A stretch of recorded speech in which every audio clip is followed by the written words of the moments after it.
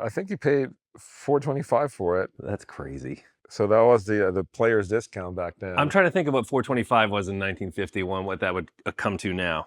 You're nicer than I am. I wouldn't let anybody touch that if they were in my house.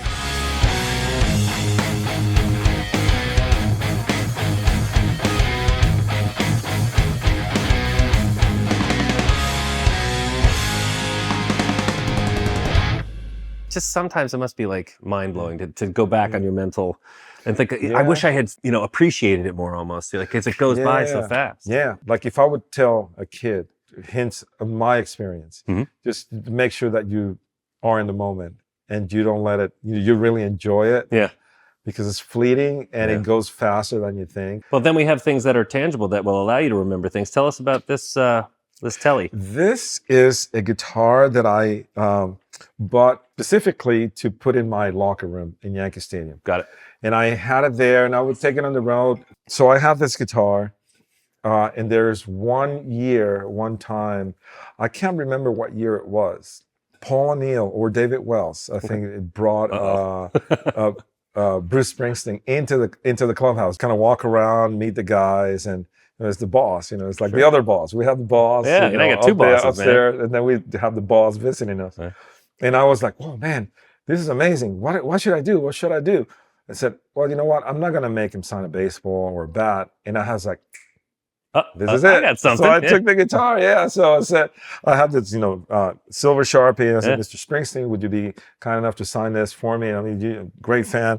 So he writes, to Bernie, it used to be like a TO here, to Bernie. I love that you use it. If you ever get tired of baseball, ... and then best Bruce Springsteen.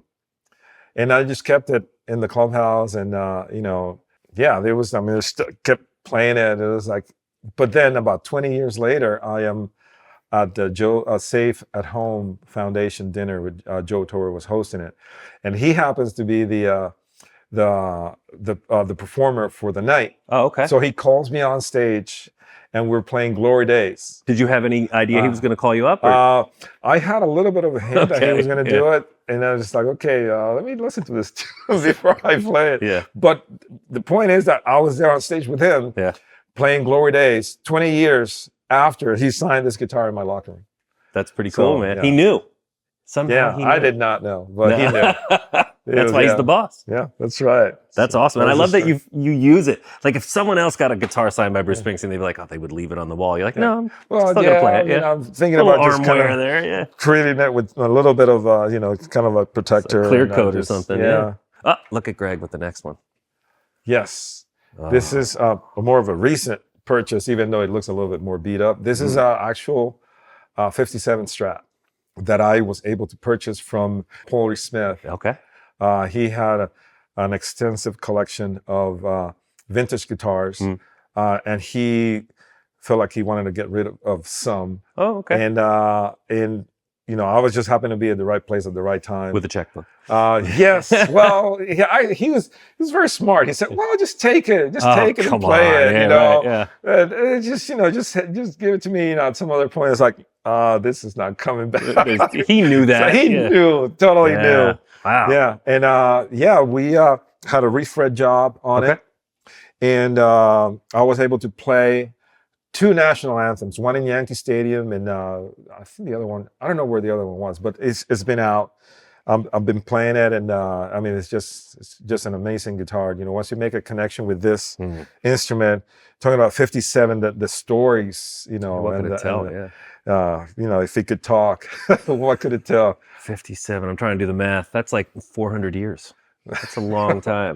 In guitar years. Yeah, right? And to think it's probably better now than it was even the day it was made. The wood it's all compressed. It's nice. It's neck, I just worn out. It's loud acoustically. Yeah, and there's something about these guitars, made in that year that really stand out. So. Yeah. See, that's the thing that's beautiful to guitar players. Someone else might look at that and go, ooh, that's an ugly... Why would you play that? It's this like, is are you kidding? Like a badge of honor. It's like a veteran thing. It's like weathered. Has gone through many different hands, I would assume, since 57. So it's like a piece of history. It really is, yeah. And it still sounds great. I'll bet. Oh, here we go. Yes, this is the guitar that was made for me by the great people at Fender when I was recording my first album called The Journey Within. The cool thing is that they obviously made the whole thing look, like the Yankee sort of thing with my number 51. I signed it, but the back of the guitar has all the signatures of people that played in the record. Tim Pierce, I see. Yeah, look at got that. Tim Pierce, Sherry Sklar, Johnson, yeah. Peter Callow. I mean, I had a whole bunch of great people and they were just kind enough to sign it. So this is a really important part of my journey as a musician, and it's crystallized in this great instrument. It still plays really good too. It's like a nice culmination of the baseball and the music and all Yes, in one little getting thing. all in one little thing, and That's pretty awesome. A huge shout out to Bernie Williams himself for having us out here. Be sure to like and subscribe for more artist content like this, and check out all the gear at AmericanMusical.com.